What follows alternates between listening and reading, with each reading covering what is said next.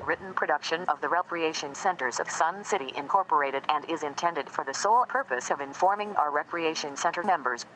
Any duplication, copying, transmission, broadcast, or use, including electronic and social media, is strictly prohibited without the prior written consent from the Recreation Centers of Sun City Incorporated.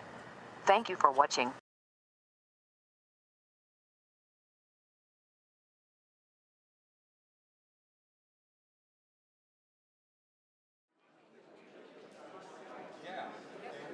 I've been wearing it though for a long time. Good morning.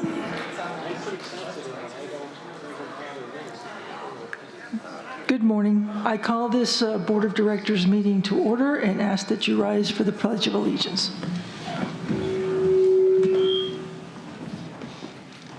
I pledge allegiance to the flag of the United States of America and to the republic for which it stands, one nation under God, indivisible, with liberty and justice for all. You and me against the others. It is. Stuck us on the end. We're going to win. Welcome to our November board meeting. I'm Kat Fimmel, President of the 2023 Board of Directors. This is the regularly scheduled meeting of the Recreation Centers of Sun City Board of Directors. It's audio and video recorded by RCSC management and staff. Please be advised that there is no individual recording of this meeting by anyone. Please take out your cell phones and electronic devices and turn them to the silent mode. I'll try to remember at the end of the meeting to have you turn them back on. Our timekeeper for today will be Director Collins. And I will now introduce the management staff. Matthew D. Luzansky, General Manager. Kevin McCurdy, Director of Finance. Good morning. Mike Riprud, Director of Building and Infrastructure. Hello. Brian Duthu, Director of Golf and Grounds. Mike Deermeyer, Director of Bowling. Jolynn Higgins, Communications Coordinator. Beth Lucas, Communications Manager. Marcia Johnson, the Corporate Executive Coordinator. Good morning. Teresa Serino, Director of Events and Entertainment, probably up in the booth. Okay, I'd also like to acknowledge Alan Kleinhans and Doreen Rafferty, our audio-visual engineers. And I want to take a moment to thank the Sundial staff for getting this room ready for us. We have some board candidates to announce. So when you hear your name, please stand and remain standing. James McCarty, Connie Jo Rickmeyer, Preston Keiss, James Ruff,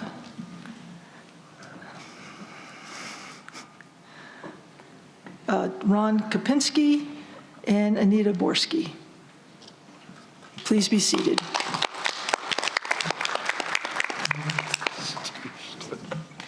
I want to take a moment to welcome any new members who have not been to our meeting before. Do we have any new folks in the audience?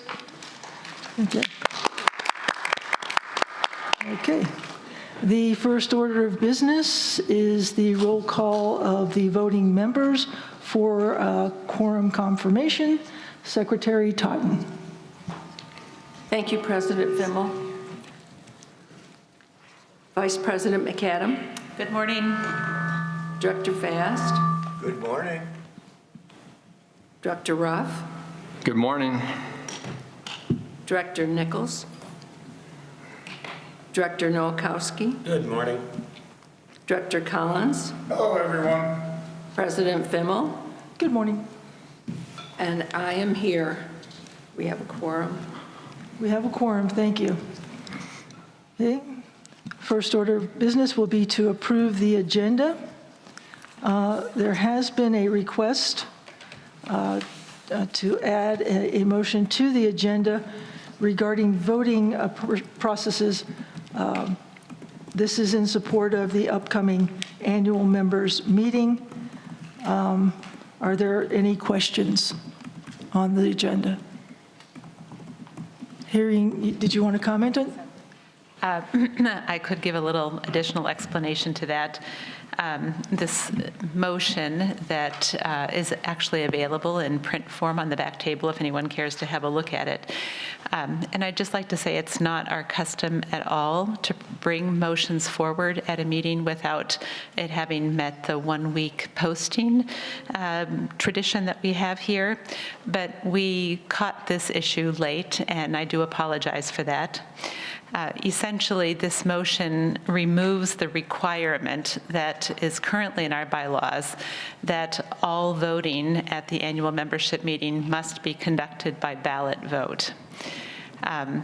We are prepared to do ballot votes. The ballots have been printed for all the motions there, but other kinds of voting takes place at a membership meeting. For instance, the approval of the minutes from the last officially constituted meeting, which was on December 13th in 2021. And if we followed our current bylaws, we would be required to distribute ballots for that, to collect the ballots, to count the ballots, and then to announce that we have indeed approved the minutes. We don't think that's a really wonderful use of your time or our time. So we are bringing, as an exception, we're bringing forward a motion to just remove the 2 words that said by ballot. So there are other options for getting a consensus vote clarified, and we'll get to that when we get to it. Thank you. Thank you.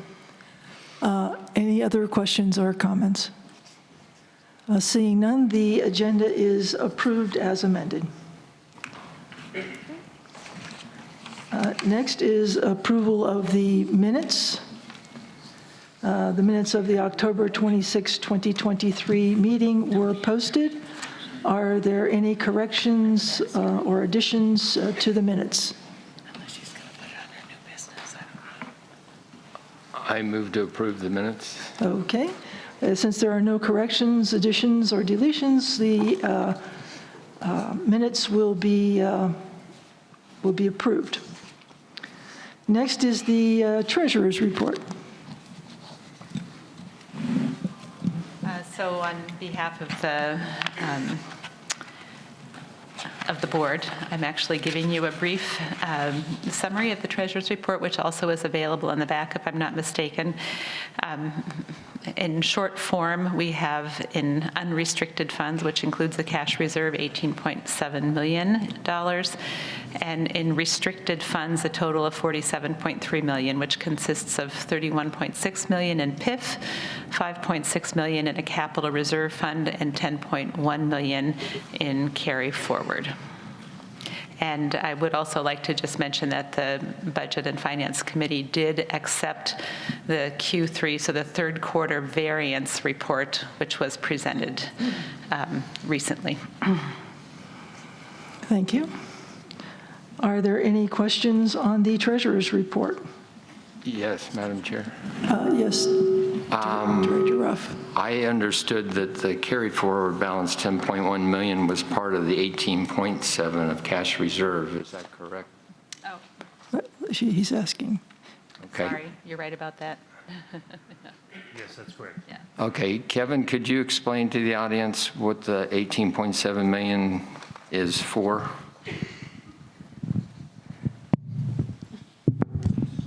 Sorry about that. Sure, Director Ruff, the 18.7 is our operating cash, so that is for paying bills, paying payroll, paying for expenses, paying for projects, anything that's not restricted, i.e. the PIF projects that come out of the PIF fund or our capital reserve, which is board restricted funds that from an operations standpoint we don't use. And the 2.5 in that's cash reserve? That's an operating reserve. That's, again, that's a board restricted fund, so we do not use that for any operational reasons. That's for an emergency reason? Correct. Okay. Just wanted to make sure the audience knew what that entailed. Sure. Thank you, by the way, for that correction. I'm sorry for my error there earlier. Are there any other questions about the treasurer's report? Yes, I have one. Yet, Director Fass. Kevin, the excess of $2,726,348, is that included in the $10 million? The operating excess year-to-date, that would be in the cash, that would be in the checking account, basically. So it would be included? Right. Okay. Yep. Director Nowakowski. Kevin, can you take a quick look at the numbers? They don't seem to add up. 18.7 minus 2.5 minus 5.6 is 10.6. Minor. Yeah, the carry forward, again, if you recall, the carry forward is net of unspent but budgeted capital projects. Okay. So we take that out of the carry forward number that we report because even though it's not restricted in terms of being a board restricted account, it is restricted in the sense that we don't want to spend money that is allocated to capital projects. So what you're saying is that $500,000 is really in capital projects? Correct. Okay. Any other questions? Okay. The treasurer's report will be filed. Management report. Any comments or questions about the management report? There being no corrections or additions to the management report, it will be accepted. Next up is the Recreation Center's update report by the general manager. Good morning. I just want to say I continue to be impressed by the participation of all the members in so many areas of our life here. It's been my goal to get to all the board committee meetings, and I'm going to do that as soon as practical, but I've found the ones that I have attended that people are really focused and really interested on making things better and getting things running smoother, and we're continuing to evolve and change for the future. Speaking of change, there are organizational changes that are continuing to evolve, and we're focusing on serving the members and supporting the people that are on the front line with the members. So that's more to come on that. We're continue to try to come up with an optimal setup for us. Also, there's going to be a software review starting soon. We're going to take a look at what we have now and try to ensure that all the products that we use are the right fit, and also that the vendors supplying them are going to continue to support them.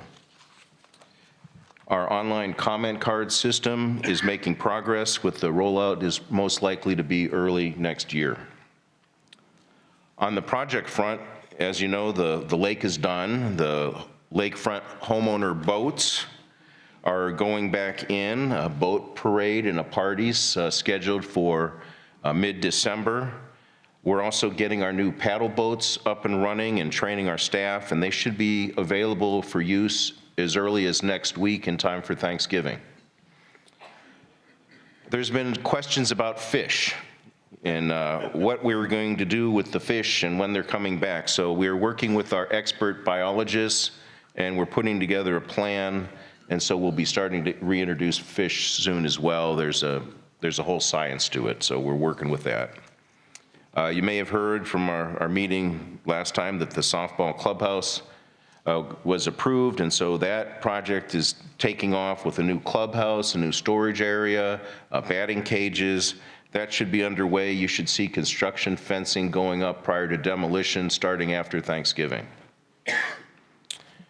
And lastly, I'd like to mention our security pilot that is taking shape down at the Oakmont Center. It's going to have new video equipment, new access control, as well as intrusion detection.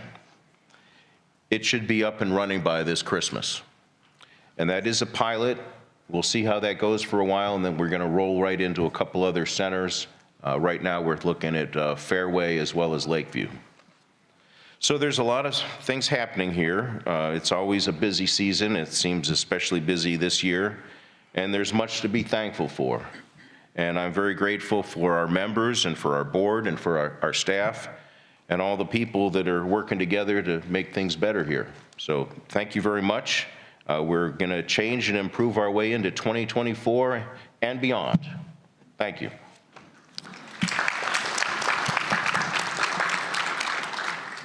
Thank you, and along those same lines, my comment today is to wish all of you a very safe, healthy, and happy Thanksgiving. Do we have any announcements today? Yes. Secretary Totten.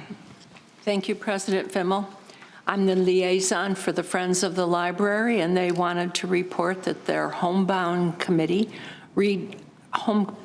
program, Read to Me, has been very successful. Volunteers read to residents of the Woodmark and the Gardens. They're still looking for volunteers, so if you're interested in that program, please let me know and I'll put you in touch with the proper person. The Showa Roads and Safety Committee meeting was canceled due to the fraud program yesterday. I hope you did have an opportunity to attend that. The Showa board has elected, the Showa organization has elected its board for the year, and the new members are Amelia Baggett, John DeWert, and I believe Al Morton is returning. The Outreach and Communications Committee has some news, partially due to all the events that take place at this time of the year, a lot of them for fun, and it is, you know, the season of eating. They're filling up our calendars, and to give our GM a chance to work with his communications staff, as he mentioned, to achieve a common voice, a common look, and a common feel, the first meeting of this committee will take place in January. I have heard from at least 10 members who are interested in working together to identify the gaps that exist within both our organization and our community regarding communication. Members of Sun City are the key to its success.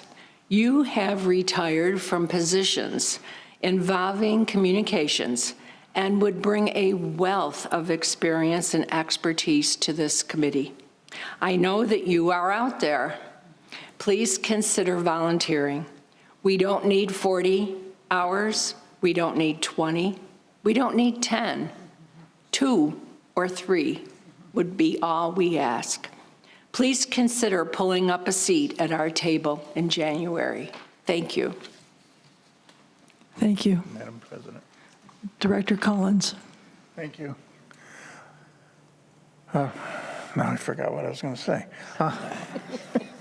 Well, I spoke with Barry Masloff this morning, and he said that the final purchases for the loungers has been made, and they will be sent to the last remaining spot this month. So all the lounges have been replaced in all our centers, the chairs. So we've gotten one more thing cut off the list.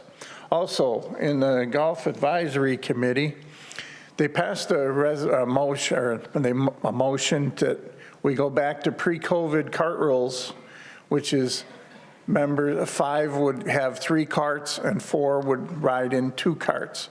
That will be discussed at the next members meeting.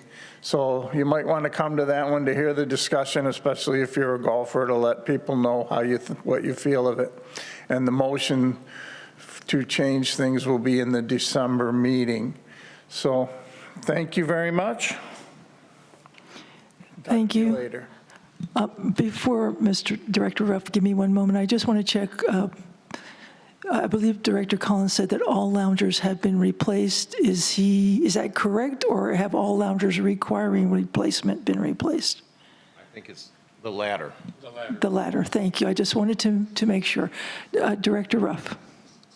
Hi, I'd just like to take this opportunity to remind you that we have an annual membership meeting, and we need at least 500 people for you to have motions and pass them. And I believe Karen said earlier we have 4 motions that are coming forward from the membership. So I'm looking out here, there's nowhere near 500, and I'm hoping we're going to get to that 500 plus for that meeting. So please invite your friends. Thank you. Thank you. Any other announcements? Okay. I show that we have no committee recommendations. Is that correct? Okay. Then we will move on to second readings, remembering that second readings do not require a second. This is the first one up is a second reading of a motion that the 2024 operating and capital budget be approved as recommended by the Finance and Budget Committee. Vice President McAdam, do you have, do you wish to speak? This is the second reading. I think that we had a very full explanation of what the key points are for the proposed budget for 2024 at the last meeting. If anyone has questions, you're obviously welcome to ask about those now. But I have nothing new to add. Okay, thank you. Ms. Johnson, has anyone signed up to speak? David Moore. No? He passes. No one else signed up to speak, Madam President. Thank you very much. Do the directors have any discussion? Okay. Secretary Totten, would you please take the roll call vote? Thank you, President Fimmel. Director Collins? Yes. Director Nowakowski? Yes. Director Fast? Yes. Director Ruff? Yes. Vice President McAdam? Yes. President Fimmel? Yes. And I vote yes. That's 7 yes. With 7 for, none opposed, the motion passes its second reading and is adopted.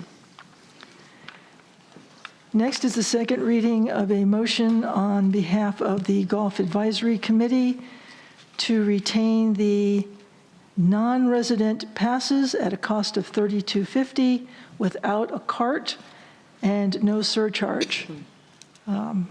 It's capped at 250 passes. Previously sold passes will be honored until their expiration date. Director Collins, do you wish to speak? Yes, please. This motion here, this was part of a negotiation with the Golf Advisory Committee concerning a lot of things, rate increases, everything else. I know some of you look at this 250 passes, but we are nowhere near that. We put in a number for this year. Next year, that number can be reduced when we see how many we actually have, because it changes. We can tell you how many we have to date, but a lot of them are going to renew and then not renew. So we won't know till next year, and we'll get a better reading on that, where we can lower that or do whatever we need to do. But it can't, this way it couldn't go over that. And no one has been able to sign up for this in the last month, because the minute it passed the first reading, it was frozen. So no one could jump in and get their passes. So I urge everyone, this capital we're going to raise through this year will go directly into the golf courses, and it should help us get a higher quality of seed, fertilizer, and everything else that we need. Thank you. Thank you. Ms. Johnson, has anyone signed up to speak on this? Bill Pearson. Bill Pearson, 133438. I speak against the motion. I have no skin in the game. I don't golf. I have a lot of friends that get bumped regularly that buy passes, and I find that unconscionable simply because they live here. They've paid their PIF. They pay their yearly assessments. They buy their passes, and then, oh, by the way, they're told you can't golf at West today. You got to go over to East, or you can't golf at Willowbrook, Willow Creek. You got to go down to North or South. I get it. It's some revenue. It helps subsidize those people that like to play a lot of golf. I support the increase. I support the no cart. I would ask this of this board and management, that you track this next year the number of times Sun City residents are bumped from their requests and displaced by people that live in Peoria, Surprise, and Glendale, because that's not why Sun City was built. We were built for the members to Matthew's comments. We were built for the members, we're run for the members, we're run in concert with the membership. To even suggest that somebody from Peoria, Surprise, and Glendale can bump one of our residents is craziness. But I'm fine. I'll sleep good at night. Just be aware that this action is a first step. The next step is to know next year how many people are bumped. To your point, Steve, why we went to 250 when we've been averaging around 150 is illogical. But I get it. It's negotiations. I did it for a living, but it is odd. So thank you. Thank you. Andre Casabon.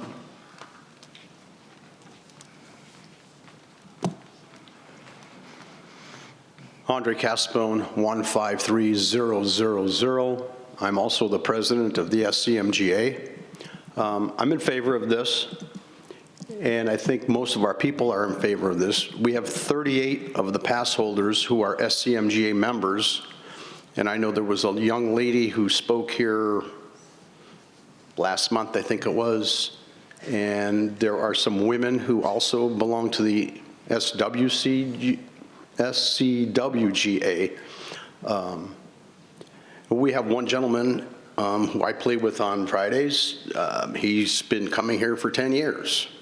And I think there's a lot of people, and they're good people. I understand what Mr. Pearson said, and I think it should be tracked. I don't think they are the cause of people getting bumped. I think it's just a total increase of golf people, and there's X amount of tee times per day. And if you get too many people requesting them, you're not going to get what you want, but you'll probably be able to golf someplace. Thank you. Thank you. Preston Keiss.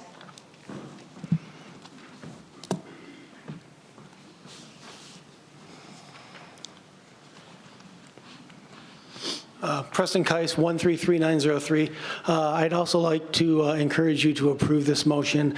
I think the revenue is very helpful to help us to balance the operating expenses of golf. We have 2 people in our group that are non-residents that have been playing for a long time, and I agree with Andre, they're good people.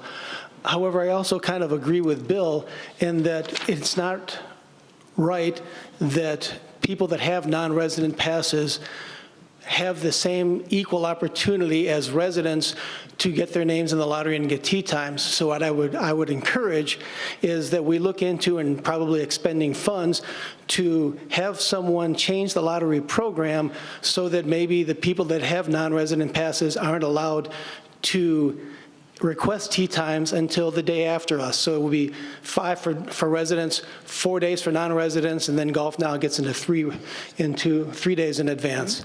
That takes away, if nothing else, the appearance that non-residents could bump residents and would take care of the problem that Bill was talking about.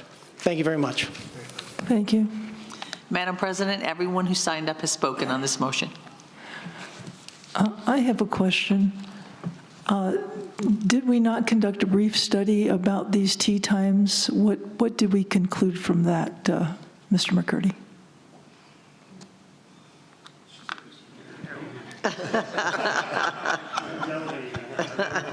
Or either you or Mr. Duthu.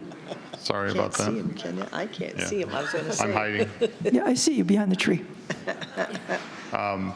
We did do a bump study last year in March when we were going through trying to reduce our bump rate overall. It didn't address specifically looking for non-residents and what effect they may have had on the overall bump rate. And what did the bump rate show? Why were people being bumped? Well, to Preston's point, everybody's looking for that 9 to 12 window, and a lot of it was just having much too narrow of a request for times. There are plenty of times available before 9 and after 12. That's one of the ways. We're also going through and looking at the overbooking that our in-house residents do has a much greater effect on the availability of tee times than the 5% of play that the non-residents have. You know, if we have a lot of groups out there that they don't like playing with other people, so if they'll book a fivesome knowing that they're only going to have 3 players, they'll book 2 guests and not assign a name to them. Those are the types of things that are really having an effect on the bump rate that we're trying to find a way to address also. Thank you. Do we have any discussion on this item with the directors? Director Collins. Yes, thank you. One thing with this may help us get the course condition better, and the courses people pick to play may be their favorite because of a little better condition or whatever. If we can bring all of our courses conditions up, it would spread out where the people enjoy playing. And we're going to do a little bit of that a little later. We're going to do something. Also, this pass is for the non-resident, but not for them to bring in guests. It only guarantees them. So no guests. And on the lottery, the reason for that was to do with the small groups. And Brian was looking to get tagged to change something in the way the lottery is done so that it could have residents at 5 days non-residents at 4 days and golf now at 3 days. That's something we have to work out with TAG, and by next year, hopefully that will be done and we can change things. So it's always constantly moving forward to change things. We're going to try to keep making it better. They have done things to move the small groups to the fringes, which in November, I'd like to know, Brian, has that been helping with the bump rates this month? Maybe we just put 2 over there. Director Collins, this is a difficult month to judge because with overseeding and the cart path restrictions, the courses that are off cart path restrictions right now are in very high demand, and the courses that do have cart path restrictions have plenty of availability. So if people want to play, there's plenty of times available if they're able to walk. But we have a lot of residents that unfortunately can't play during cart path only restrictions because of their inability to walk back and forth with the cart path. You're right. I'm sorry. I forgot about all the closures. Thank you. Any other discussion by the directors? Secretary Taunton, please take the roll call vote. Thank you, President Fimmel. Director Collins? Yes. Director Nowakowski? Yes. Director Fast? Yes. Vice President McAdam? Yes. Director Ruff? Yes. President Fimmel? Yes. And I vote no. 6 yes, 1 no. 6 yes, 1 no. The motion passes its second reading and is adopted. The next item is a motion on behalf of the Finance and Budget Committee. It's a separate fee of $1,000 attached to all property transfers, all property transactions under the jurisdiction of the RCSC. This fee shall be in addition to the current PIF fee, attending property transfers and designated for major capital improvements that do not qualify for PIF funding. Vice President McAdams, do you wish to speak? This motion is This motion is a directive to management to look at a potential way to increase the funding that we have available for addressing the expenses that we have. We believe that it is a moral imperative to take care of the things that we own. That is an expensive proposition, and currently we the only way for us to increase the spending that we address towards taking care of those things is by increasing the annual membership assessment. While that is part of the strategy involved, we believe that asking new members to the community to pitch in with this fee is something that will help us to be able to address the concerns that we have in a capital nature that aren't qualified for PIF funding. All of the details related to this would be a matter for management to work out. So this is not a recommendation for wording for a bylaw. It's not a fully fledged and fleshed out motion. This is a directive to management to figure out how this, what would need to happen, including naming it. I understand that there is a provisional name in place right now called the CIF, the Capital Improvement Fund, but all of those details would be worked out by management. That includes making sure that our property agreement is that people sign when they purchase property here is changed accordingly, that title companies are aware of it, realtors are made aware of it, et cetera, et cetera. So this is just a first step in that process, and we would be turning it over to management to work out all the details. Ms. Johnson, have any members signed up to speak on this motion? Madam President, no one signed up to speak on this motion. Okay, thank you. Any comments by the directors? Director Fast. Yes, I like the idea of the management implementing this. I guess I have a question for Director McAdam, and that is the directive uses the term major capital improvements, which is a new term that's introduced into our lexicon. Do you have a definition of what a major capital improvement is? Thank you for your question, Director Fast. As I indicated already, all details of that nature would be worked out by management. Okay, so they could say anything that is a capital expenditure is a major capital improvement. So my position on this is that the board has an oversight responsibility. So whatever management brings forward to us, we have the right to rule on whether we believe that it is representative of the will of the board. But I prefer to allow all those details to be worked up by management, and we would have the opportunity, if we disagree with the decisions that they come to and the definitions that they bring forward, to overrule. Very good. Any other discussion by the directors? Secretary Taunton, please take the roll call vote. Thank you, President Fimmel. Director Collins? Yes. Director Nowakowski? Yes. Director Fast? Yes. Vice President McAdam? Yes. Director Ruff? Yes. President Fimmel? Yes. And I vote yes. That's 7 in affirmative. With 7 affirmative votes and no nays, the motion passes its second reading and is adopted. I do not note any items for the consent calendar. Next, we'll move to new business. The first item is a motion by Director Fast. Director Fast, if you would read your motion.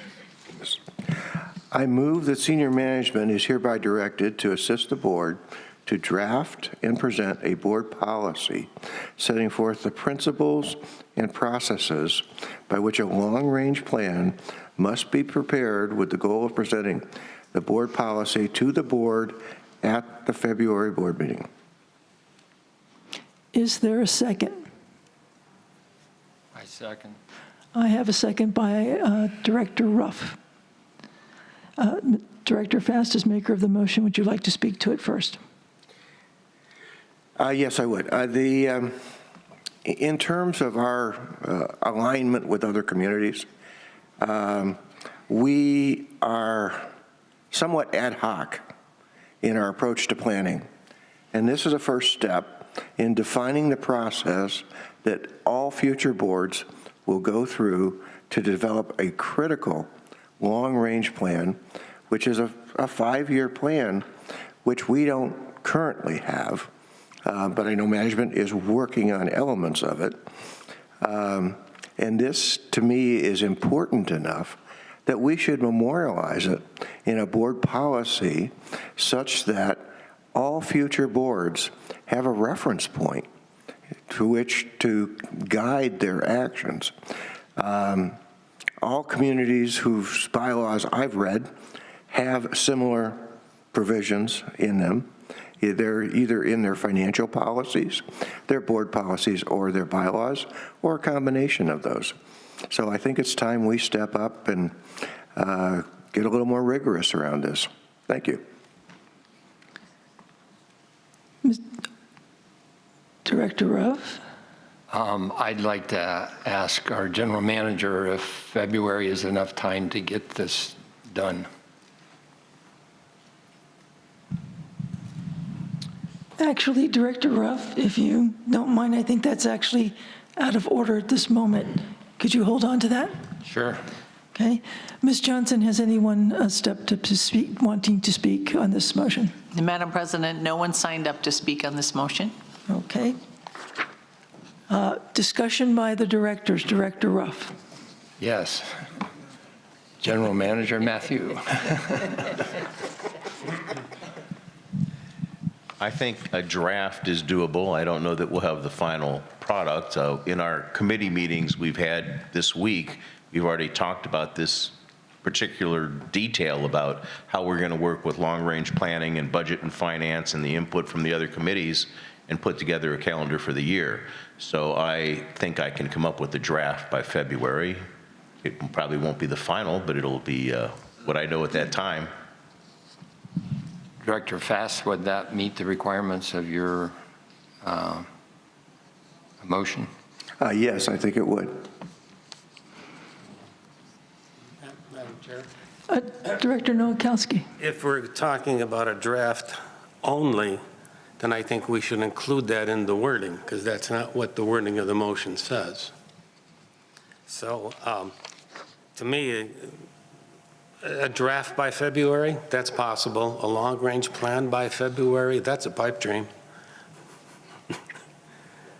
realistically. So I don't have any objection as long as we're talking about a draft by February. Setting forth principles and processes, wonderful words. What does it mean? Maybe the draft will tell us. Would you like me to answer? Yes, please. Oh, yes. The principles and the processes are two separate things, really. The principles are that the long-range plan supports the mission, vision, and value statement, which is in process, and I'll have a motion next meeting to approve that mission, vision, and value statement. And then it also ties into the current budget, so that when the budget is prepared, there's a line of sight alignment between the mission, vision, and value and what you're actually doing on the ground this year to implement that. The processes are really the data collection, the timeline of, and who is involved in the processes at what time. These are all very well defined in, for example, Sun City West's policies and procedures. And I just think it's time we take the step and put those on paper. So I guess I will ask if your response to the suggestion about draft. Oh, yes. And as far as the draft is concerned, I think it was implied that the board to draft and present a board policy, but we can say to draft and present a draft board policy if that, but I'm looking for this to be just a reasonable effort that we're going to work collaboratively. Thank you. Okay, any further? And I'd like to make a friendly amendment to the motion that adds the words draft to present a draft board policy instead of a board policy. Is there a second? I second. Okay. Any further discussion? Then we are ready to vote on the amendment to insert the draft. Secretary Totten. Thank you, President Fimmel. Vice President McAdam. Yes. Treasurer Fast. Yes. Director Noakowski. Yes. Director Collins. Yes. Director Ruff. Yes. President Fimmel. Yes. And I vote yes. Okay. 7. Now I will call for the vote on the amended motion. Thank you. Director Collins. Yes. Vice President McAdam. Yes. Director Ruff. Yes. Director Noakowski. Yes. Director Fast. Yes. President Fimmel. Yes. And I vote yes. 7 yes. With a vote 7-4, the motion passes its first reading. Next is a motion by Director Ruff. Director Ruff, please read your motion. I move to change the reference bylaws section in each of the following board policies which reference a non-existent article section. It is the same paragraph in all of these, in which I'll give you the numbers for. What it says is, whereas Article 5, Section 6.3 of the corporate bylaws empowers the Board of Directors of the Recreation Centers of Sun City to adopt policies not in conflict with the restated Articles of Incorporation or the corporate bylaws. These sections currently reference Article 4, Section 7, which does not exist. So it's just a correction. So we need to do this for Board Policy 1, Conflict of Interest, Board 2, Policy 2, Senior Management, Number 3, Corporate Records, Number 6, Corporate Privacy Policy, Number 8, Privileged Cardholders, Number 9, Cardholder Guests and Host Punch Cards, Number 16, Budget and Finance Reporting, Number 19, Press and Media, Number 20, Sun City Foundation, Number 21, Membership Documentation Requirements, Number 24, Board Policy Resolution, Number 27, Standing Committees. The previous one was the Preservation Improvement Fee. I misread that. Risk Management Policy Number 31, and finally, Number 33, Investments. Is there a second? I second. Director Fast provides a second. Ms. Johnson, have any members signed up to speak on this motion? Madam President, no one signed up to speak on this motion. Okay, are there any comments from the directors? Director Fast. Yeah, for future reference, I think whenever the bylaws use a whereas and a section number, we should have a parenthetical note or its successor, which then if the bylaws are changed around, the reference is still valid. So that's just for future reference. Any other comments by the directors? Secretary Totten, please take the roll call vote. Thank you, President Fimmel. Director Collins. Yes. Vice President McAdam. Yes. Director Ruff. Yes. Director Noakowski. Yes. Director Fast. Yes. President Fimmel. Yes. And I vote yes. 7 yes. With a vote of 7 yes, none opposed, the motion passes its first reading. Next is a motion by Director Fast. Director Fast, please read your motion. I move that management contract to complete the minor improvements requested by the mini golf club and recarpet the Mountain View mini golf course as soon as possible. Is there a second? I second. Seconded by Director Ruff. Ms. Johnson, have any members asked to speak on this motion? It looks like Harry, I can't read the last name, Votis? Pardon me? Holly. First name Holly. Oh, Holly, okay, I'm sorry. I couldn't read it. Sorry about that. It's all right. I don't write very well anymore. Okay. Good morning. So my name is Holly Vota. I'm a member of the Mini Golf Club. I currently serve as the chairman of the liaison between rec centers and mini golf. I thought the best way to talk about this would be presenting it in kind of a past-present mode of what the club has gone through. So in the past, we gave up our course at Marionette already. And also, we haven't used Mountain View for 2 to 3 years. So looking at the present, Mountain View needs some repairs. Our club was asked to go over and make recommendations, and they were mainly safety issues.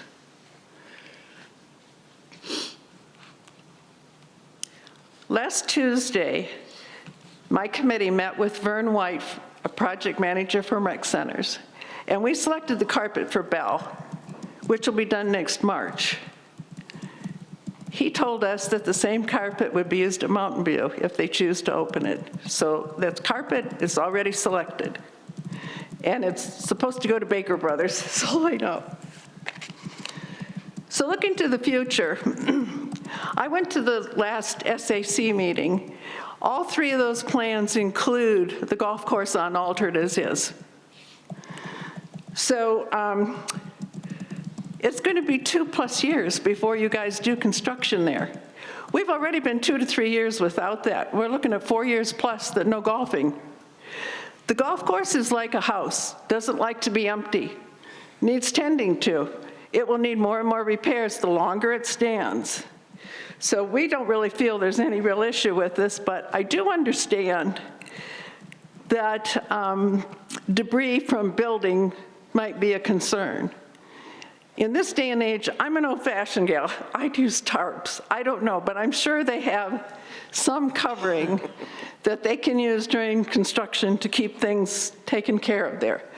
Also, rec centers have given the guys excellent equipment to clean these golf courses with. I don't know if you know, but they even have a battery-operated vacuum, blowers, all sorts of things. When we have bad storms, they clean up branches, leaves, debris like crazy, swiping the gravel back on the area it belongs and all. So it's not an issue. So the board has not had to put any money into Mountain View for, let's see, at least 5 years.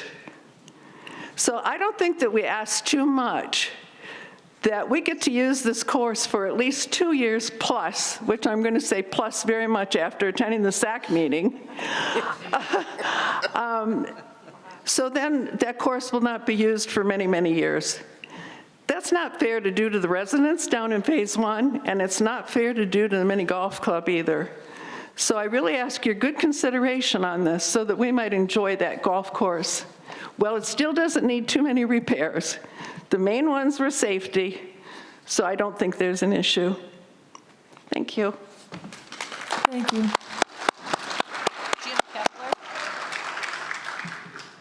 Jim Kepler.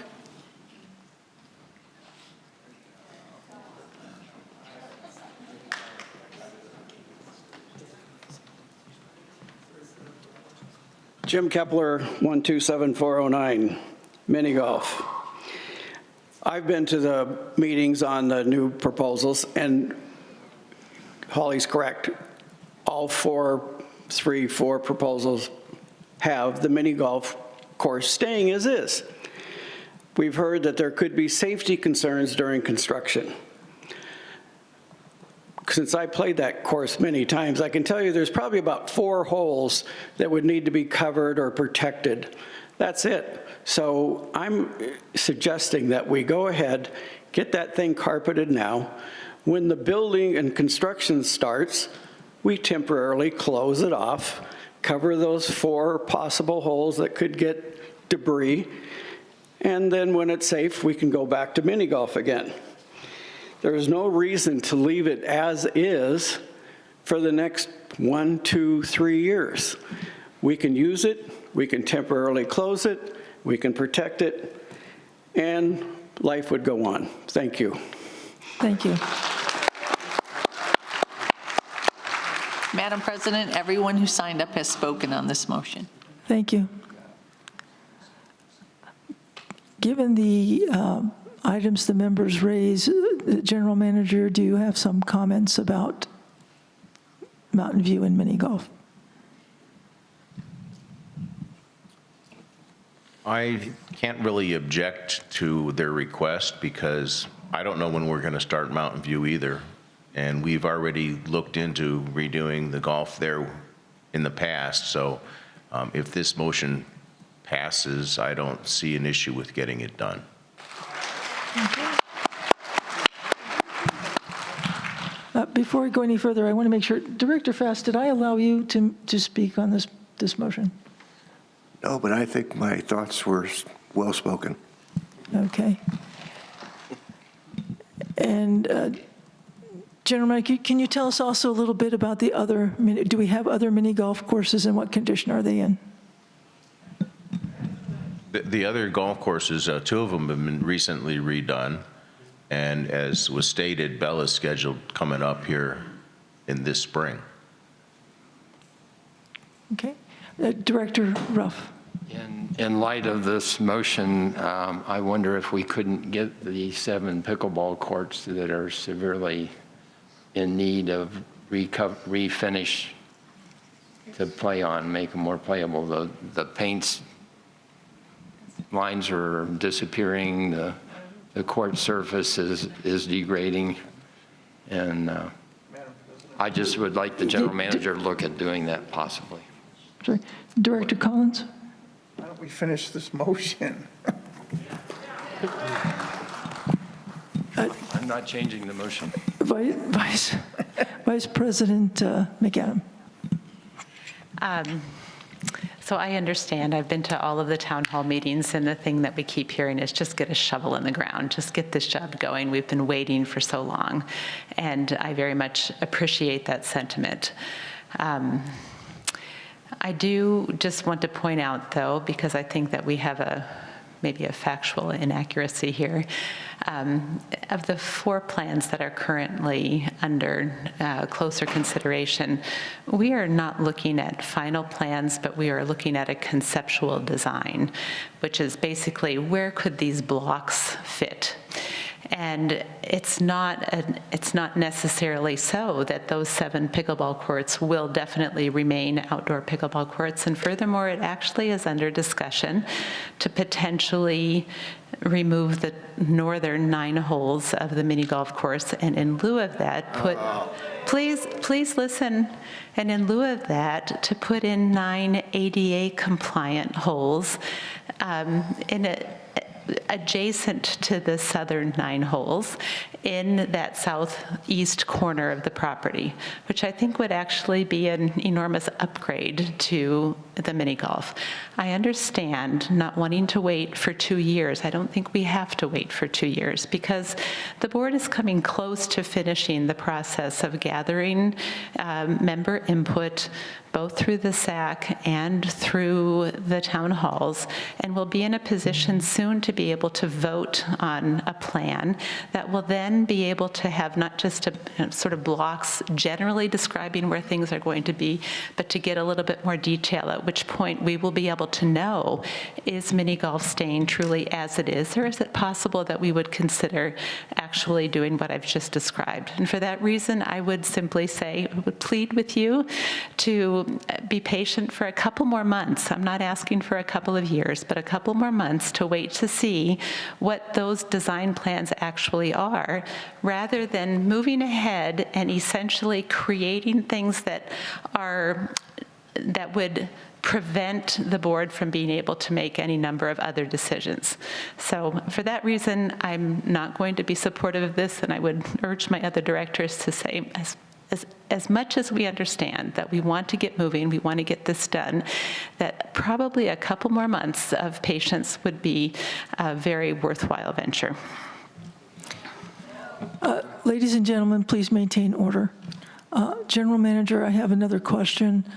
Some of the comments made were with regard to covering the area with a tarp and talk of debris, but I'd like to better understand the impact that might occur as a result of construction when construction actually occurs in that area.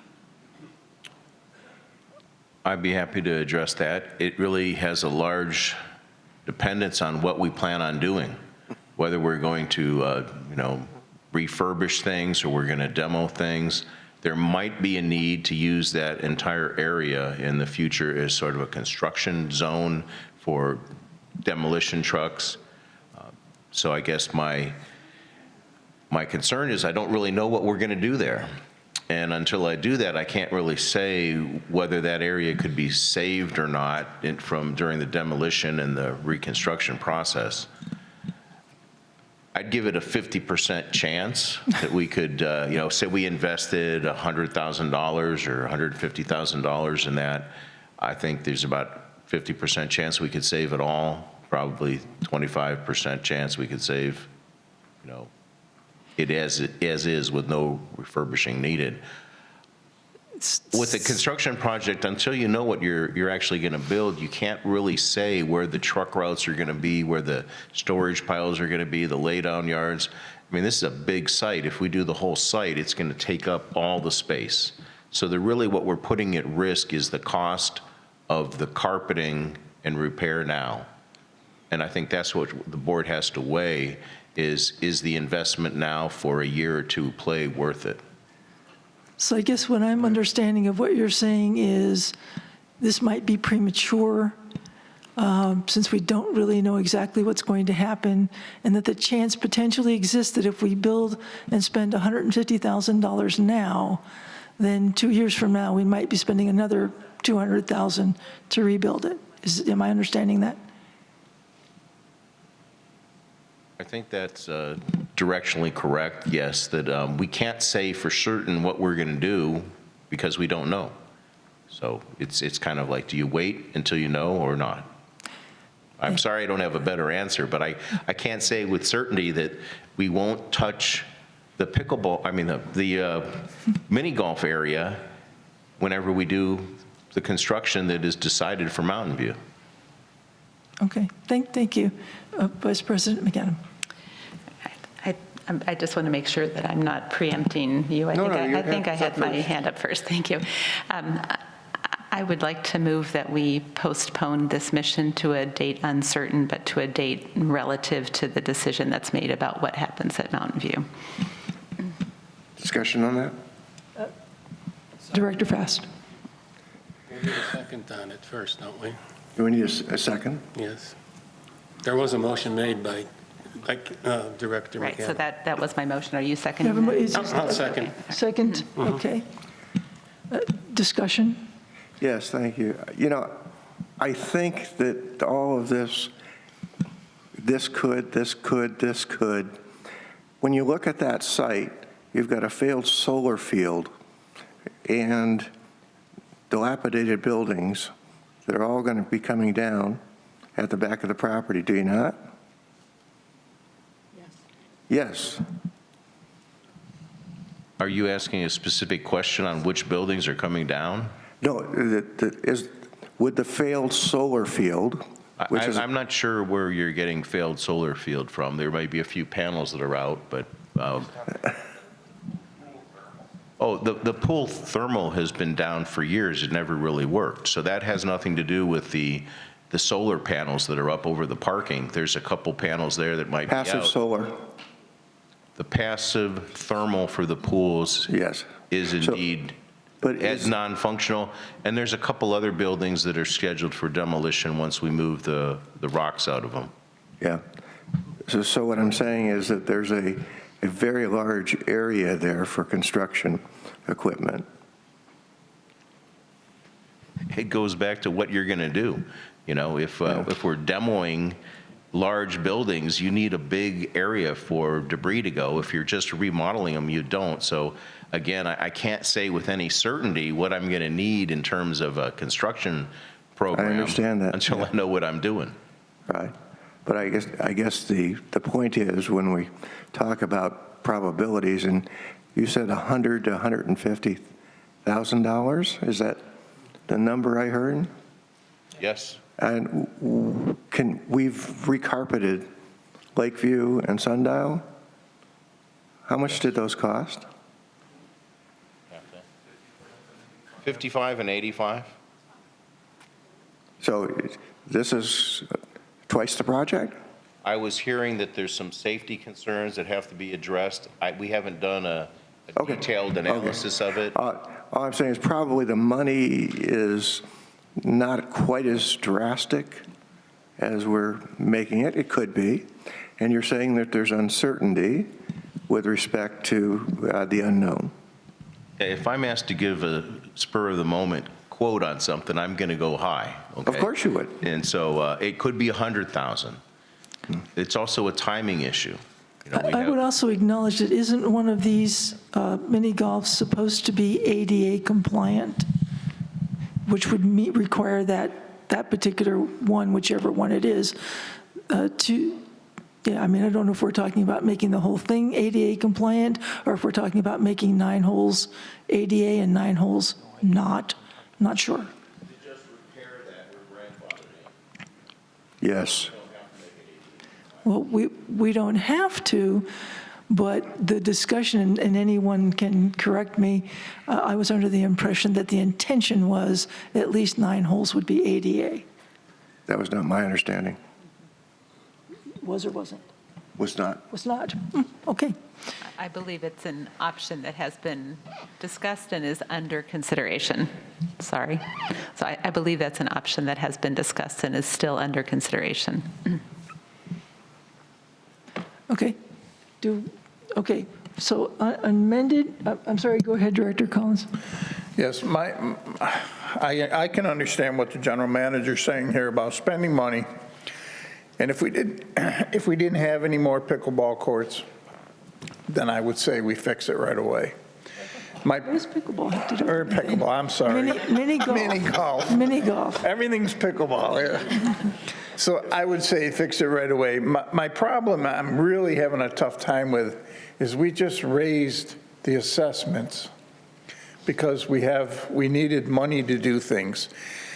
And for me to spend $80,000 or $100,000, and then it's destroyed or torn down. I have to look at the residents and go, thanks for the increase. That's what we used it on. And to me, that my fiduciary duty says until we know that we're not wasting the money, I just can't find it in my heart to approve it. Thank you. Secretary Totten. I remember many meetings, sitting here, listening, being accused of wasting money on the plans that CCBG brought forward to us. I believe it's over $400,000. Is that correct, Mr. Whitbread? Do you remember? It's $391,000, but that includes a lot of other expenses besides CCBG. Okay, thank you. We were told we were wasting money. I had thought of this same idea back in October and mentioned it at one of the SAC meetings as well, and was told that if I remembered rightly, safety would most likely be an issue due to the fact that work might be going on around while people were attempting to play mini golf. My fiduciary responsibility, as Mr. Director Collins has just mentioned, is sitting on one shoulder and my heart is on the other. It's a tough one, but I don't think I can, I think I would go ahead and postpone. Okay, we will go ahead and take a vote on the amendment. It's a postponement. The postponement, I'm sorry, the postponement. Secretary Totten. Vice President McAdam? Yes. Treasurer Fast? Director. Sorry.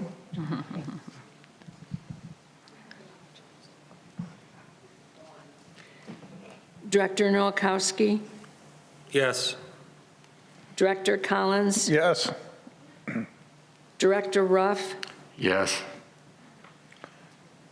President Fimmel? Yes. And I vote yes. That's 6 in the affirmative, 1 no. 6 yes, 1 no. The postponement passes. Director Fast, I believe you are the maker of the next motion. The next motion becomes irrelevant. Okay. All right. The next motion, I believe, belongs to Director Collins. I move to pull up funding in the 2024 for the Arizona Department of Water Resources Water Reduction PIF on the Quail Run. The project is currently included in the board-approved PIF plan, but not allocated until 2025. The 2024 funding is being requested to complete design documents with civil engineering work required for the Quail Run irrigation system replacement, TIF-Tuff replacement, greens reconstruction project. The cost for this design work will be $160,000. The end product will be a competitively bid work proposal and cost estimates for irrigation systems turf replacement project. This proposal will then need to be reviewed, approved by the board for any actual construction work is initiated. Is there a second? Second. We have a second, Director Nowakowski. Yes. Director Collins, do you wish to speak? Yes. As you've all have been hearing for the past months, we have a problem with irrigation. It's ruining our walls at Quail Run. It's doing damage to the course, to the, wherever it breaks constantly. Our budget weekly is astronomical on how much we're bringing in people to do patchwork. And then they have to fix whatever damage has been done. Waiting another whole year to do this will cost us a lot more than $160,000. And whether we wait or not, we have to do this anyway in 2025, so we can have it all done now, all this part, and we can start fixing it and fix our course and save us money. Thank you. Ms. Johnson, have any members signed up to speak on this motion? Madam President, no one signed up to speak on this motion.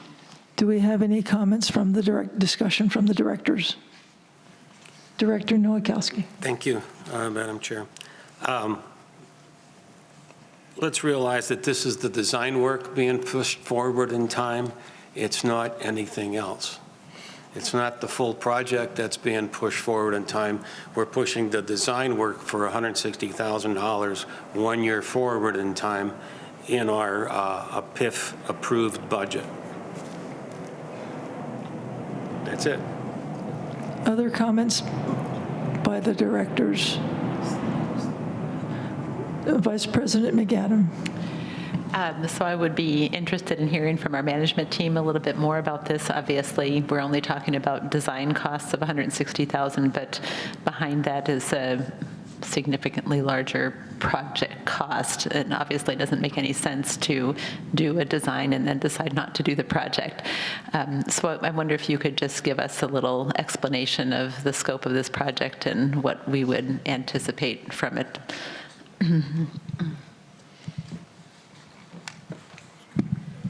Director McAdam, the total scope of the project is to redo the fairways with Tiff-Tuff to continue that process, to reconstruct the greens to USJ specifications, which are much more water efficient than the current green design that we have. Back when these courses were designed originally, the drainage aspect of the greens was to slope them from front to back, and all the water any excess water just pooled off the front. The USGA green better keeps a water table for the turf for a longer period of time and allows it to continue to use the water that we put down on the greens, as well as the irrigation system, which currently has anywhere from 20 to 40 breaks at any given time. So it's certainly time for the irrigation system to be done, and it makes sense to do the other parts of the project while we're doing the irrigation system.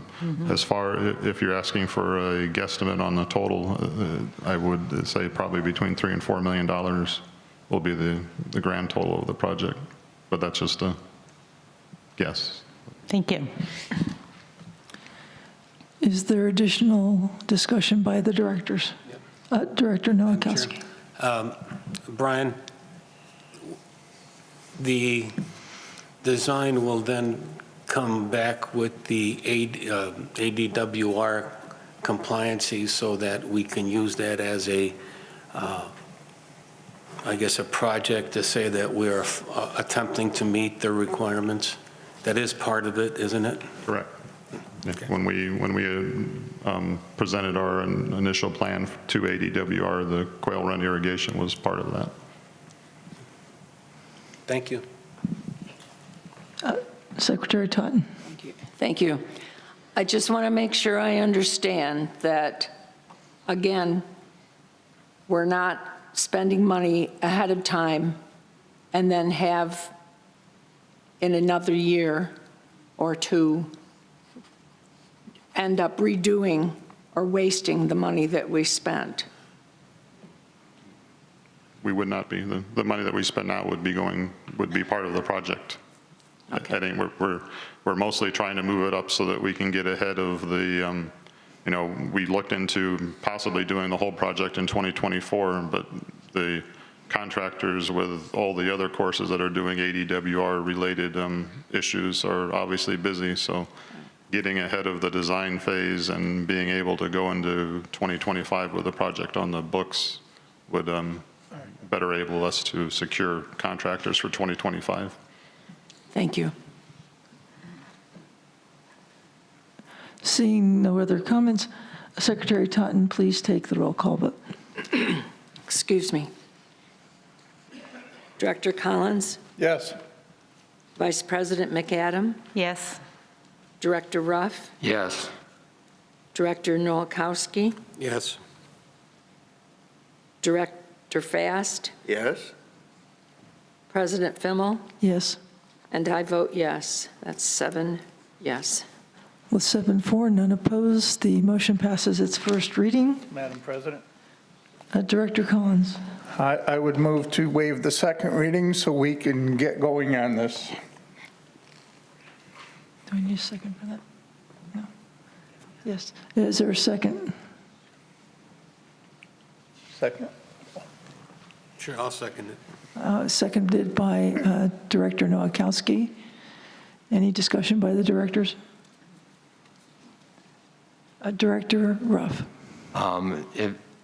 If we're doing this to get contracts for 2025, I don't know that we need to waive the second reading. It'll be another month, but thank you. Just saying. Madam President? Yes. Yes, this is just to get going on the design work. We won't be doing any contractors. But if it's just design work, why do we need to wait a whole nother month to get the design team working? I just think we approved it. Let's get it going and get the design work done. If we can get done quicker, we can secure that we can do the bids and secure the contractors ahead of time, which is going at what they said with contractors are being very hard to find. So the quicker we get there, the quicker we can secure contractors for 2024 and 2025. Director Ruff. General Manager or Mike, you want to speak to whether it makes a difference if we pass it today, then next meeting in December? Sure, I think I can speak to that on behalf of Brian as well, that there's a lot of work going on in this area in town. And so the sooner we can get the engineering going, the sooner we have a spot with that engineering company. So I do agree with Director Collins that there's no reason to wait. We better off to get the engineering started sooner than later. Okay, in that case, I support the amendment. Any other discussion? Secretary Totten, please take the roll call vote. Thank you. Vice President McAdam? Yes. Director Fast? Yes. Director Nowakowski? Yes. Director Collins? Yes. Director Ruff? Yes. President Fimmel? Yes. And I vote yes. That's 7 yes. With 7-4, none opposed, the motion, the second reading is waived and the motion is adopted. Next motion is by Director Ruff. Mr. Director Ruff, please read your motion. I move to revoke all board approvals relating to option 2 for Mountain View Recreation Center and pickleball courts at Lakeview, and to cancel all contracts relating to either project. Is there a second? I second. Seconded by Director Fast. Director Ruff, as maker of the motion, do you wish to speak? Yes. We put this on hold, and it's clear we're not going to go forward with that option 2. So we need to make a board motion to cancel that, and we'll go forward with whatever happens out of the SAC meetings. Ms. Johnson, have any members signed up to speak on this motion? Russ Tolman.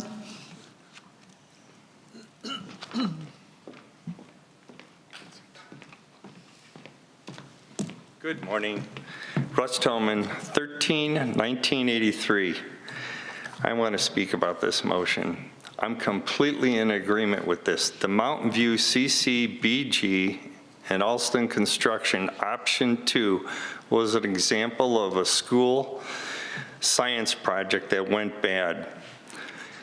It was not a wise decision for the RCSC. There's no defined completion date for all of the amenities. It was completely over budget with huge costs rising and an undetermined total cost for RCSC. The SAC meetings and the town halls are indicating there is many other alternatives that are better, and so that's why people are speaking up at them. It was over-engineered, overthought, over-designed to cram into a small 6.5-acre plot, and the board members, or excuse me, the owner members do not want it. So I definitely agree, let's cancel this. We're going in a new direction with what the SAC and the town halls are suggesting. Thank you. Thank you. Madam President, everyone has spoken who signed up to speak on this motion. Thank you. Discussion by the directors. Director Collins. Yes, I would like to refer to the general manager to answer some of those questions that he just brought up about, do you think it was overbuilt, overpriced, over? I don't know how relevant that is, but okay. That's a very interesting question for me, since I wasn't here when all that took place. But I can tell you that I've reviewed the program that was put together after probably years. And while you may disagree with what that program was, the program was approved by the board a year or two ago, and the design was based on the program that was approved by the board. So it's easy to kind of sit back and take shots at what happened in the past, but I don't support that as the truth, because if you look at the detail of what was designed, our team, and it was a team effort, did what they were asked. Now, if you change your mind on what you want, well, that's a different story, and we're going through the process now to see how much fun it is to get a consensus on what we want. I mean, I've been to the SAC meetings, I've been to the town halls, I understand how this process works. It's a messy process. So given what the folks had to deal with a couple of years ago, you know, I don't agree with Russ that it was all those things he said. This is what you get when you put together a program, and I'll be very interested to see what the program is that we come up with for Mountain View, the new one. Thank you very much. And I just want to say that your team, they worked their tails off to get all that together and get it done. And I went and saw the theater, the second step, I guess you would call it, the presentation. And it was remarkable, the layout of the new theater that CCGB did. It had no ramps in it, or no stairs. Everything was ramped. You could actually get a walker to walk in front of all the seats while you were sitting. You didn't have to get up. So they took into account a lot of things for our community. And I really wish everyone could have seen that presentation, because it was quite spectacular. Thank you. Thank you. Director Fast. I move to call the question. Secretary Totten, please take the roll call vote. Thank you. Director Collins? Yes. Vice President McAdam? Yes. Director Ruff? Yes. Director Nowakowski? Because I don't know what the cost is, I will abstain. Director Fast? Yes. President Fimmel? Yes.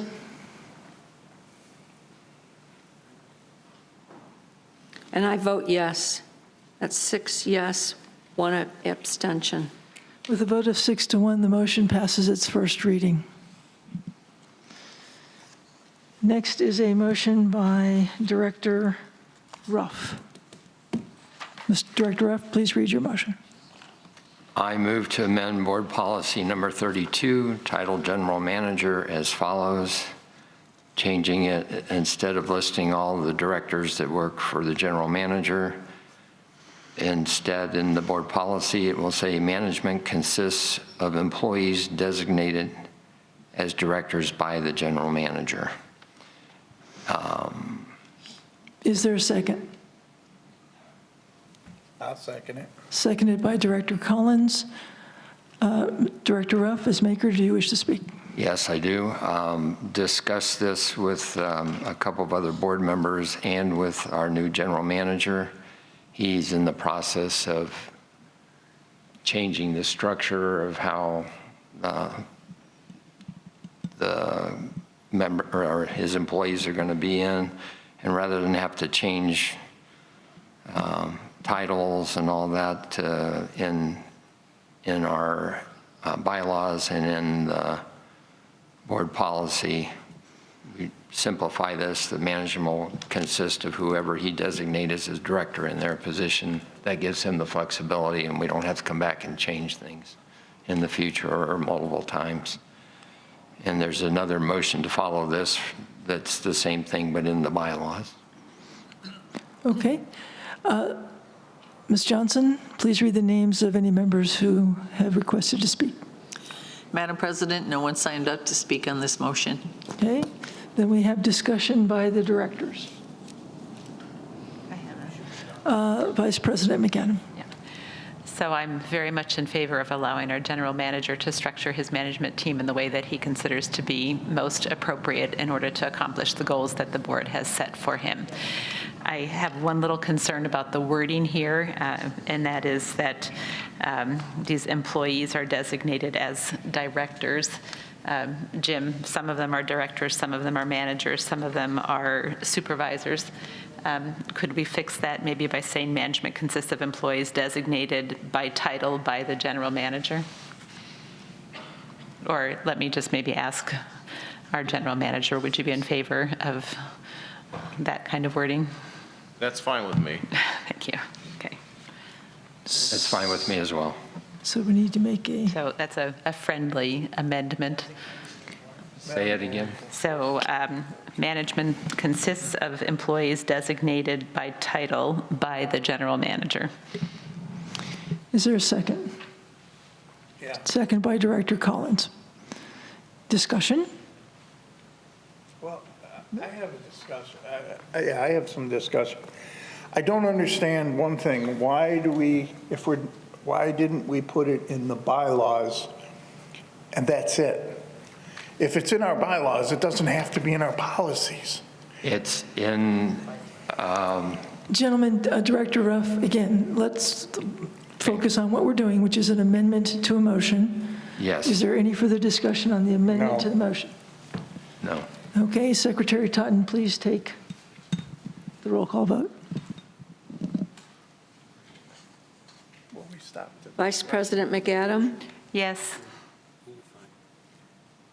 Director Fast, Yes? Director Nowakowski, Yes. Director Collins, Yes?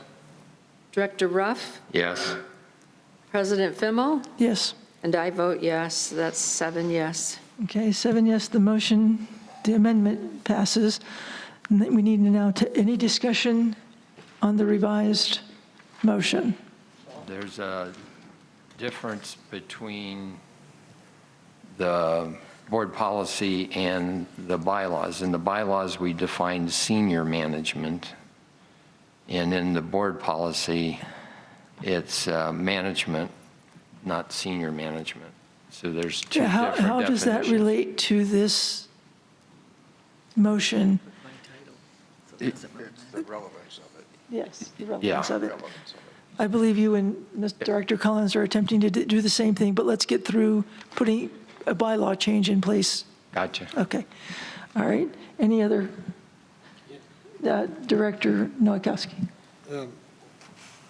I think I'd like to see this relooked at because in Board Policy 32, General Manager, there are 2 sections of where these definitions are, not just one. It's in the first, second, third, fourth paragraph, and it's also in the last paragraph. So You're identifying something in policy, and right In- now, we're talking about bylaws. Policy. no, we're No, we're talking policy. about the policies, okay. We're talking Never about mind. policy. So- I withdraw. I don't have a problem doing what the intent of this is, but I think we need to relook at some of this and make it congruent in the final read so that it says what we're anticipating it to say. Vice President McAdam. I'm sympathetic to that, and yet on the other hand, I don't want to tie our general manager's hands right now and tell him he has to wait until we get this all figured out before he can reorganize his management team. So, My issue is there's 2 sections where we define all of those categories of directors. And in the policy that's presented, we're removing that out of one, not out of both. So we just need to look at that and make sure that it's consistent between the two, the whole section. We could do that. Director Ruff. We can do that at the final. I And wait a will second. say that I missed the senior management one in the paragraph that he talked about, or I would have included it. Yeah. And maybe we can make a motion to change those to match what's, Just correct it for the final, For the second reading. for the second For the read. second reading, okay. okay, Yeah, Okay, just correct it for the second read. gotcha. all right, so we are prepared now for the first reading, correct? Okay, Secretary Totten, please take the vote, roll call vote. Thank you. Director Collins, Yes? Vice President McAdam, yes. Director Ruff, Yes. Director Noakowski. Yes. Director Fast. Yes. President Fimmel. Yes. And I vote yes. That's 7 yes. With 7-4, none opposed, the motion passes its first reading. Director Ruff, you have the next motion. I move to amend bylaws section titled Definitions, letter L, as follows. Senior management is defined as the employees designated as directors by the general manager. Second? I second. That's second by Director Fast. Director Ruff, would you like to speak?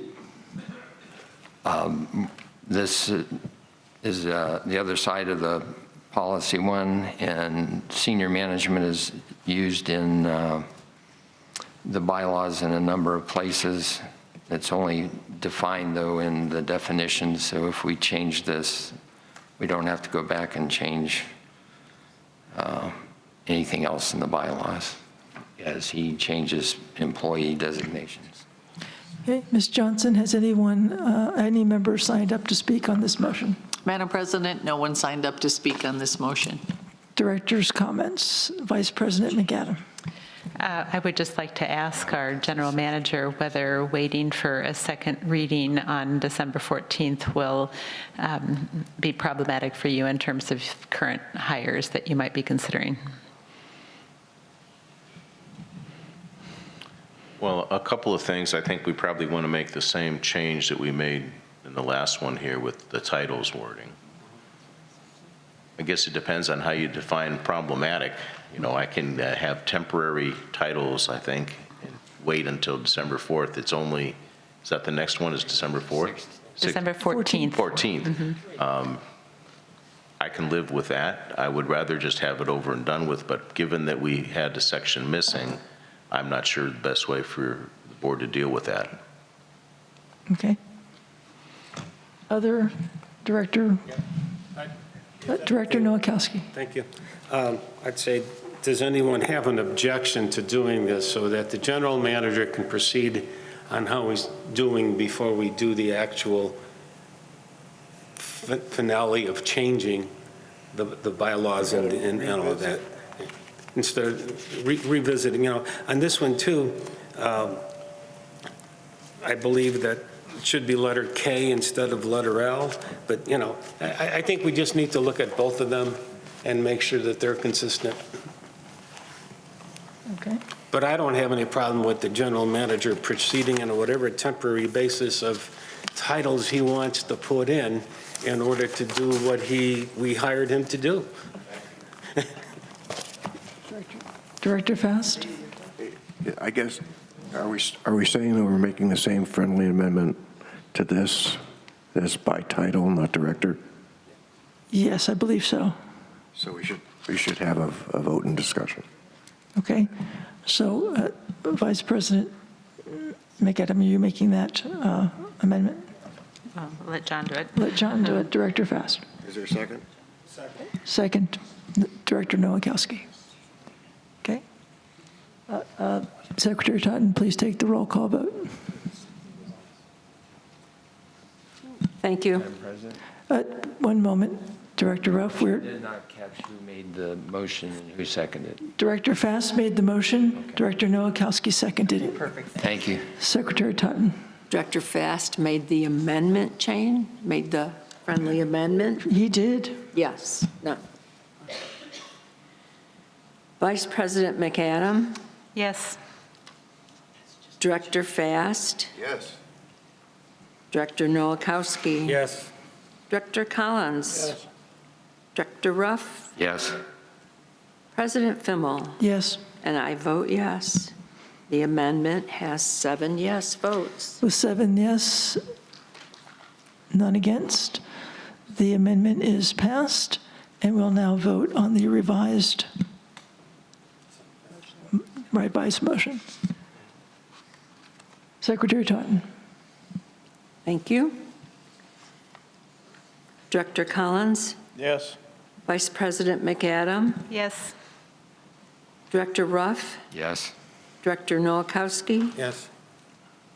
Director Fast? Yes. President Fimmel? Yes. And I vote Yes, that's 7 yes. With 7 for, none opposed, the motion passes its first reading. Director Ruff, I believe you have another motion? No, I think Vice President McAdam. Vice President McAdam, you have a, Well, it's the motion that we wanted to bring forward to the yes, agenda. it's now being brought forward. Okay, so this motion relates to Article 4 of our bylaws, membership meetings, Section 5, titled Voting Procedures at Membership Meetings as follows. It involves eliminating 2 words. I'll read you the sentence with the 2 words and tell you which 2 words are struck. Voting shall be by ballot of members in good standing present at any meeting of the members. It then goes on to describe what the processes are if there's ballot voting. And my recommendation is to remove the words ballot of, which means voting shall be by members in good standing present at any meeting of the members, and keeping all the rest of the information about the case of ballot voting, how that is conducted. Is there a second? I second. Second by Director Ruff. Vice President McAdam, would you like to speak to this motion? Yes, I alluded to this briefly earlier on. The idea behind this is that there are ways to establish a consensus vote of the membership short of ballot voting. That could be as simple as raising your hand. It could be as simple as a voice vote. It could be as simple as asking all the yays to move to this side of the auditorium and the nays over there. Obviously, if there isn't a very, very clear consensus vote on this, we always have the option of moving to the ballot vote, which is what we would do. We just want to try to streamline processes a little bit and make these meetings a little bit more efficient by allowing for other non-ballot voting measures where we feel they would be appropriate. Ms. Johnson, did any members sign up to speak on this motion? There was no sheet for this motion. Are there any members who would like to speak to this motion? Seeing none, we will move on to discussion by the directors. Director Fast. The only thing that confuses me a bit is is there any time that a ballot vote is required? Or is it at the complete discretion of the board? May I respond to that? Please. Vice President McAdam. So this is actually not a meeting that's led by the board as a board at whole. It's a membership meeting, and our board president will be moderating the meeting, but there will not be an opportunity for the board at such meetings to make decisions about ballot voting. The option always exists for ballot voting, and if there are members who wish to insist on ballot voting, I'm sure they're welcome to come to the podium and express that desire. It's always an option that exists. We just think that there ought to be other options in addition to the option of ballot voting. But essentially, if I think your moderator for this meeting would have to be in a decision to be able to make the decision based on the input that comes from the assembly. Additional comments by the directors? Director Ruff. I support this amendment. Thank you. Secretary Totten, please take the roll call vote. Actually, I have a comment. Secretary Totten. Before I take the vote. I am the secretary of this group, and I would just like to ask my fellow board members in the next, since we have one meeting left, if they foresee any type of housekeeping such as this, they reach out to me before we get to the point where we're sitting on the stage trying to explain ourselves. I'll now take the vote. Well, if I could respond to that, Secretary Totten, I did send out an explanation to you. It wasn't a week beforehand, and I've apologized for the fact that it wasn't done in a timely fashion, but I did address all of the board members saying we've just realized we're in a little bit of a pickle, and this is one solution that we would see, and eliciting any other ideas for how we could solve this problem of not having to do that. So I agree with you that it's nice to be able to have that done, but I do want to point out that we actually did that. And I'd like to point out. Secretary Totten, out of order. We're about to vote. Call the question. Thank you. Secretary Totten, please take the roll call vote. Certainly. Let's see. Where's my, sorry, everyone. Got the wrong paper. Vice President McAdam? Yes. Treasurer, Director Nowakowski? Yes. Director Collins? Yes. Director Ruff? Yes. Director Fast? Yes. President Fimmel? Yes. And I vote yes. That's 7 yes. With 7 for, none opposed, the motion passes its first reading. I would like to move for us to waive the second reading of this so that it can actually be implemented at the meeting this month. Second. Seconded by Director Ruff. Any discussion? I move to call the question. Secretary Totten, please take the vote. Vice President McAdam? Yes. Director Fast? Yes. Director Nowakowski? Yes. Director Collins? Yes. Director Ruff? Yes. President Fimmel? Yes. And I vote yes.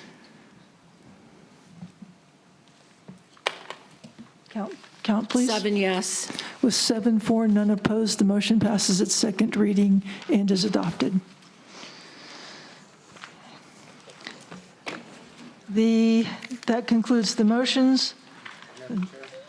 Director Collins. You're going to have an announcement. I had one question because of the members' meeting. The last members' meeting, proxies had to be in the building and sign in by 9 o'clock to make them usable at the meeting. Is that the same at this meeting? It's 5 o'clock. Or, what time do the proxies have to be in and sign in?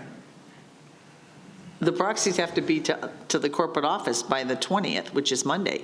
So they don't have to be here to say they want to declare to sign them in? Like we had to the last one, we had to turn them into the office, and then we had to be here at 9 o'clock, before the 9 o'clock meeting to say, yes, I want to use them. Well, if they check in and they have a proxy, we're going to give them a paddle that has the number of proxies that they have on it. I'm saying, is there a time deadline from when they come in? They have to be here before 6? I would say by 6 o'clock when the meeting starts. Okay. All right, well, it was different. It was different last time. I didn't think it was. No, it wasn't. Yeah, because... Okay, ladies and gentlemen, please maintain order. Yeah, the last time they locked the doors at 9 Director o'clock. Collins, please remain in order. Ms. Johnson, please clarify for the members here and on the recording, what is the requirement for the proxy votes? They have to have proxies turned in by end of day on the 20th, which is Monday. And then when we check in, we have a separate table for checking in the proxies, and it will be noted. And if you are a proxy taker or a proxy giver, if you're a taker, they'll figure out how many proxies you have, and they'll give you a paddle in case we have actual voting, if we can't tell by yay or nay. And Kevin checked them in before, so what, if they're a proxy, why don't you take over? The complicating factor is that some people vote or turn in a proxy form giving a proxy taker the right to vote their vote as a proxy vote. If they then show up in person, we have to then deduct that from the taker's proxy total. So we have a separate proxy desk set up out in the lobby, and anybody that has submitted a proxy to a proxy taker then would have to come down to that desk, and then we remove that vote from the proxy taker's total just to make sure that they're not voting twice. Thank you for the clarification.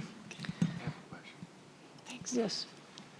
If we're going to have proxies and we're going to do a hand vote, should we have a section where the proxy holders are?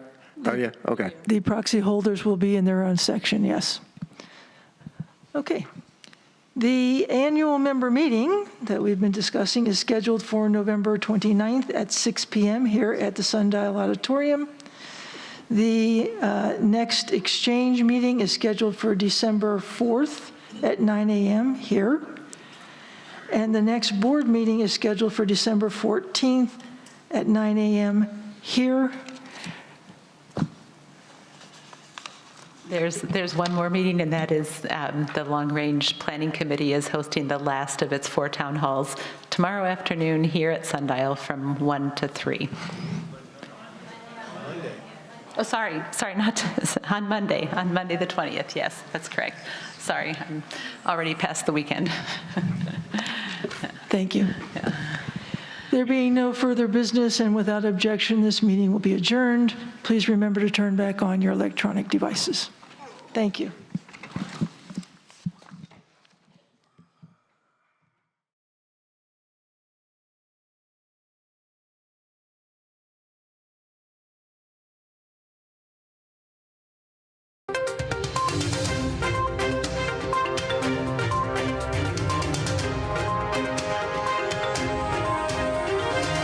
This is a copyrighted production of the Recreation Centers of Sun City Incorporated and is intended for the sole purpose of informing our Recreation Center members.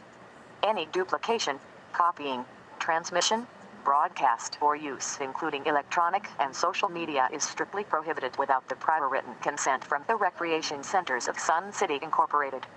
Thank you for watching.